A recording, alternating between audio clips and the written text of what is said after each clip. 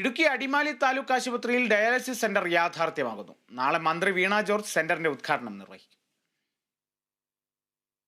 ഏറെ നാളത്തെ കാത്തിരിപ്പിനൊടുവിൽ അടിമാലി താലൂക്ക് ആശുപത്രിയിൽ ഡയാലിസിസ് സെന്റർ യാഥാർത്ഥ്യമാകുകയാണ്.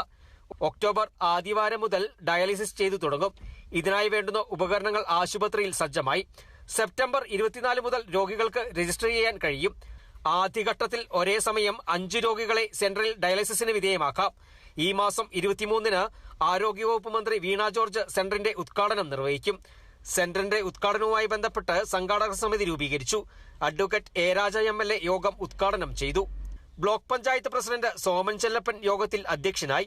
ആശുപത്രി സൂപ്രണ്ട് സുനിൽ എ കുമാർ, വിവിധ കക്ഷി നേതാക്കളായ Chandy P. Alexander, George Thomas, KM Shaji, Koyampattu MB Zainuddin, TP Varghese, PM Baby, block grama panchayat അംഗങ്ങൾ എന്നിവർ സംസാരിച്ചു.